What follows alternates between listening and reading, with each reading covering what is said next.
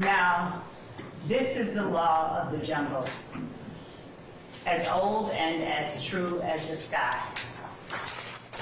And the wolf that shall keep it may prosper, but the wolf that shall break it must die. As the creeper that girdles the tree trunk, the law runneth forward and back. For the strength of the pack is the wolf, and the strength of the wolf is the pack.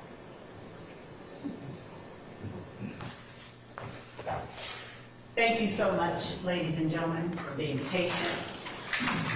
Thank you so much for being honest during this very lengthy process that preceded this point here today, during the voir dire process. I appreciate you all being here, exercising your civic duty, and honoring your obligation to pay close attention to what's going on in this courtroom for the next several, however many weeks. Some people like to say that opening statements are a roadmap to what the trial will show. Instead, I'm going to give you an overview, a bird's eye view, because you're going to be sitting here with evidence for the next several weeks at least. And you will be able to see what that evidence is. Nothing that I say to you during this part of the trial, and nothing any other attorney says to you during this part of the trial is evidence. But I can tell you what I expect the evidence to show.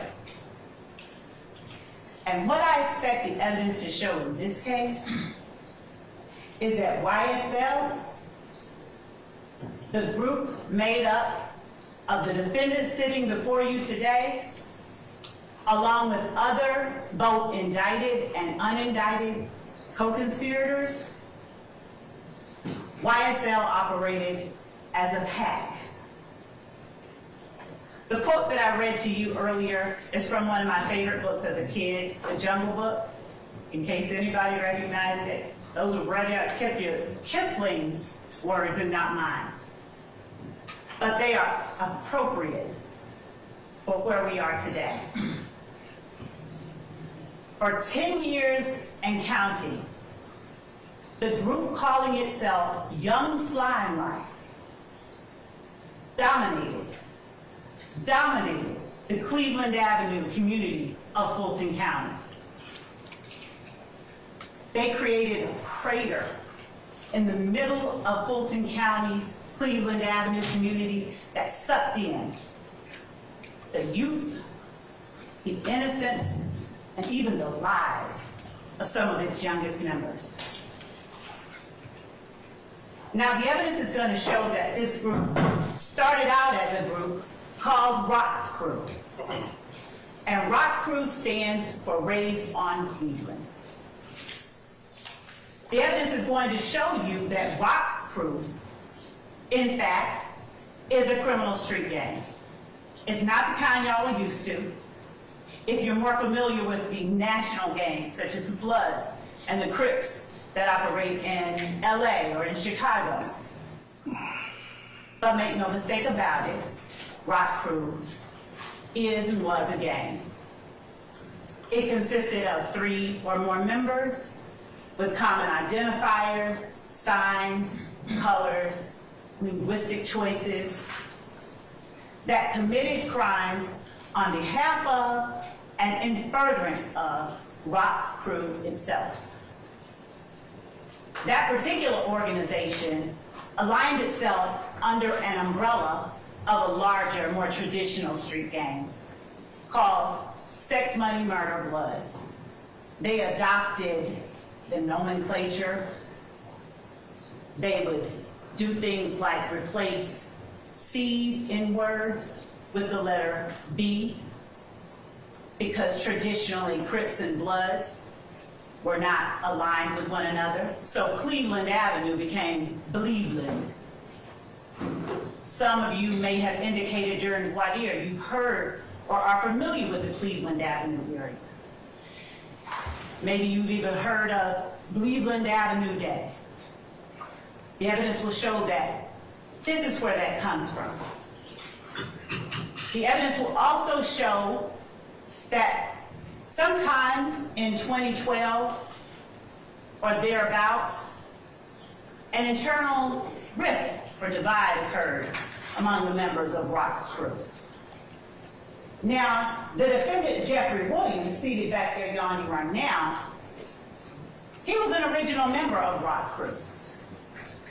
And the kind of crimes that RICO crew did consisted of smash and grab burglaries, stealing ATM machines, things of that nature. When RICO crew split up, YSL, or Young Slime Life, was formed. And the defendant, Jeffrey Williams, was its proclaimed leader. Young Slime Life came about and consisted of 3 or more people when it began. 3 or more people who were willing to, and who did, commit criminal street gang activity, that is crimes, that were intended to further the purposes and advance the directives of YSL itself. Now, there will be no evidence of a written contract or anything like that. You won't see bylaws of YSL, because this was a group of people associated in fact, who used common identifiers, common names, common colors, common symbols to communicate with one another and to express themselves to the rest of the world. So YSL, as the evidence will show, they didn't move individually. The members and associates of YSL, they moved like a pack, with the defendant Jeffrey Williams as its head.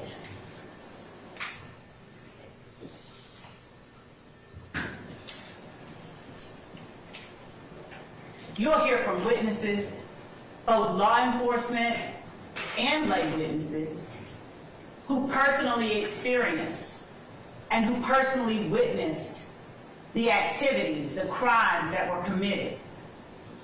You will hear from law enforcement officers like Kimberly Underwood and Tyrone Dennis, whose main goal wasn't to go out in the streets and lock up people who looked like them. It was actually to touch souls in the streets, to touch young people, and to alert them of the dangers and the drawbacks of becoming a part of and becoming involved in gangs like YSL and RICO crew. You'll hear about conversations with educators. You'll hear from members and associates of the gang itself. Now, as to how those members and associates will respond or act once they're actually in court and on the stand, that's something that I am truthfully not able to predict to you fully. But the court has given you instructions on determining and judging the credibility of the witnesses. And I trust that all of you will in fact follow those instructions. The evidence will show that YSL checked all of the boxes for being a criminal street gang. As I stated earlier, they are 3 or more people associated in fact. Their members commit crimes on behalf of the gang. They commit crimes such as armed robbery, hijacking, motor vehicle theft, theft by receiving, stolen firearms, so many stolen firearms, possession of a machine gun, and narcotic sales. And last but certainly not least, murder. What you will not hear any evidence of is that the defendants were not involved in a criminal street gang. You will not hear any evidence that they did not commit crimes on behalf of YSL. And as I stated to you earlier, what I'm saying to you now is let me object to that statement, please, as burden shifting. Object basis? Burden shifting. And under Parker versus the state at 277, Why don't we take that up and I'll note your objection. I'm sustaining the objection. Why don't you rephrase, madam? Yes, Your Honor. Just rephrase it.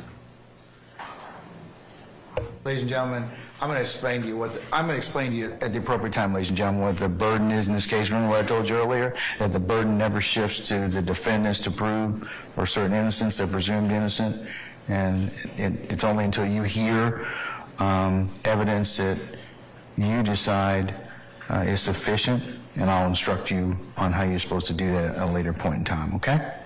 All right. The evidence will show that YSL did not adhere and does not adhere to all of the customs of a traditional street gang. And the fact that YSL does not mirror all the customs of a criminal street gang, the evidence will show makes it no less a criminal street gang. The defendants on trial here today have, through their actions, displayed not only their allegiance, their alliance with one another and with the gang itself. Through their actions, they have displayed an unspoken agreement to participate in that gang through a pattern of illegal activities.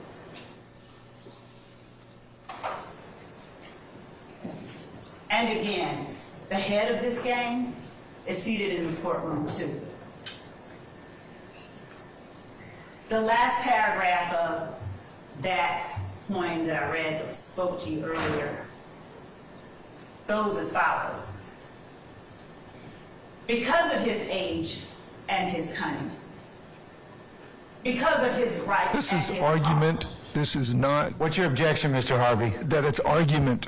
Okay, Mr. Harvey, hold on. Madam, it is argument at this point in time, so I'll sustain the objection, okay? Yes, sure. All right.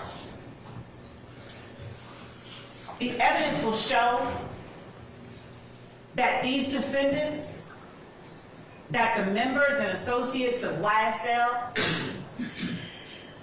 they knew who their leader was, and they knew the repercussions of not obeying their leader.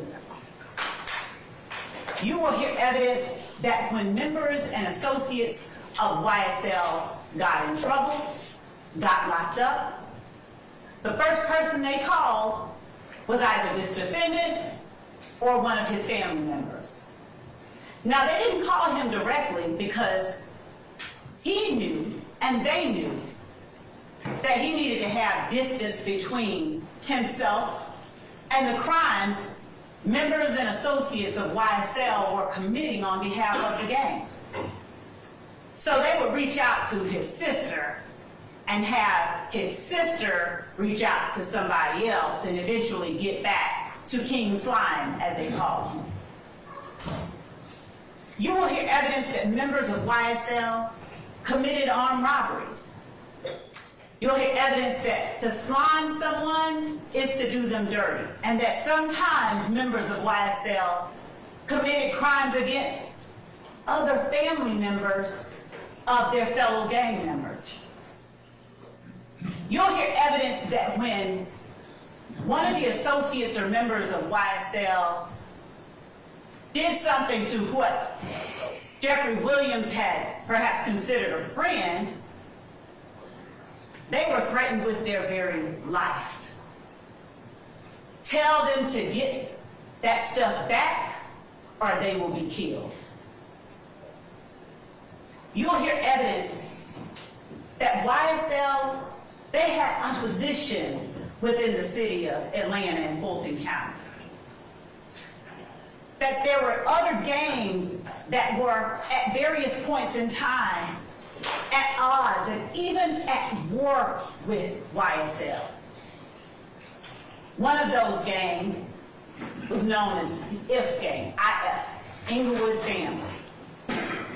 You will hear experts come in here and tell you more about how the Inglewood family Bloods in any way made its way down to Fulton County.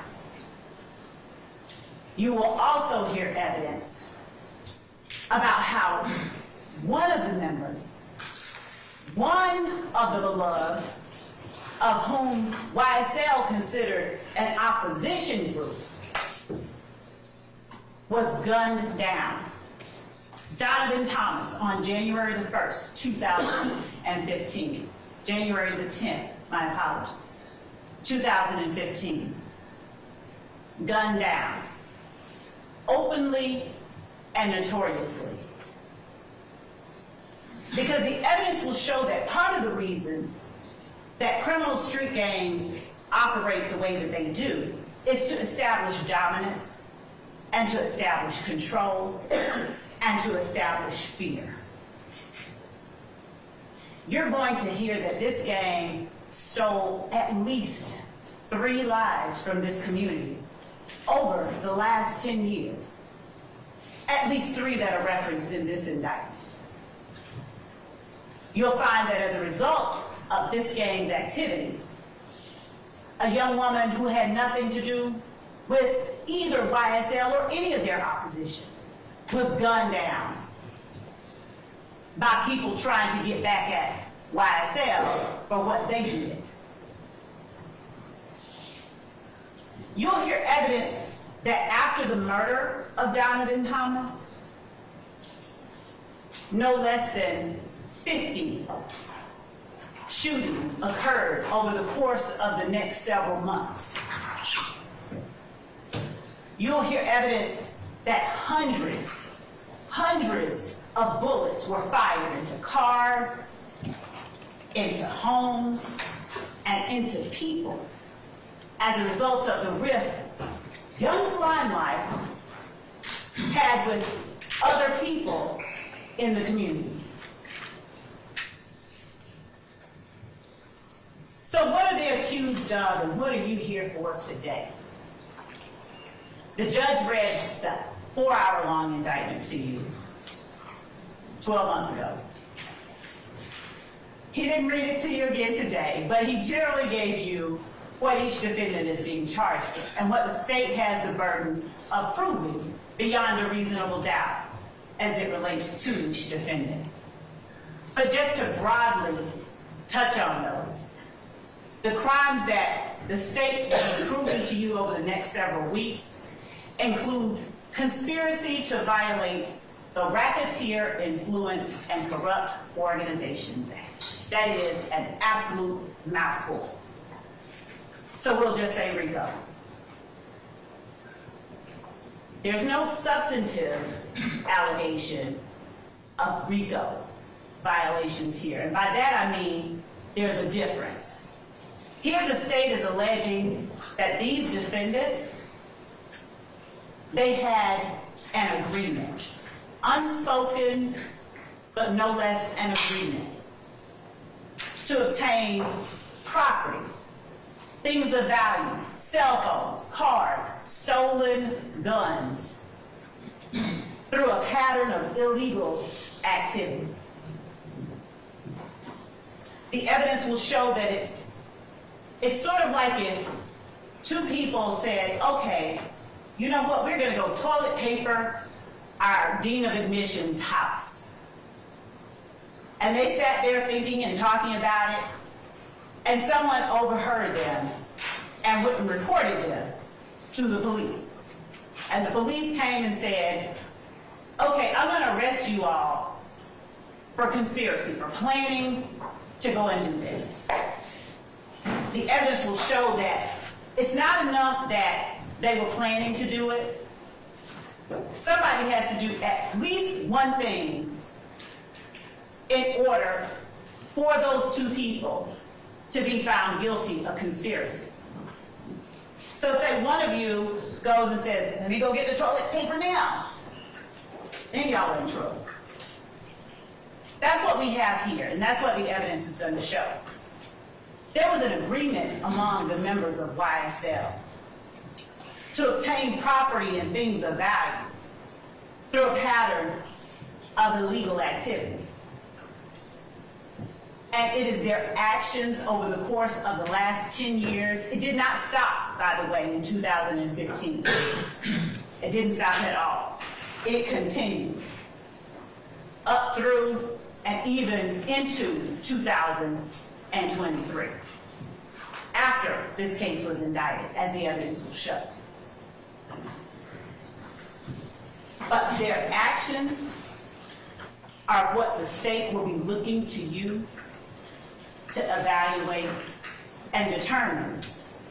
Does this action show that they're agreeing to participate in this organization, this enterprise, through racketeering activity?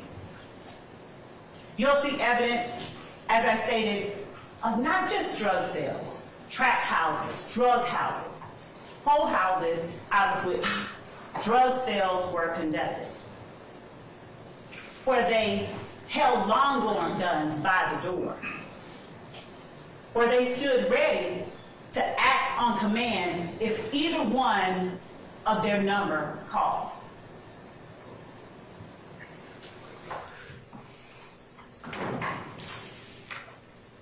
Who's on trial before you today is Rodelius Ryan, Flamarius Nichols, Marquavius Huey, Jeffrey Williams, Shannon Stillwell, Diamante Kendrick. And their actions during the dates that are listed in this indictment are what we are asking that you pay close attention to and you evaluate. Your Honor. You have an objection? Yes, sir. Basis? For the motion. All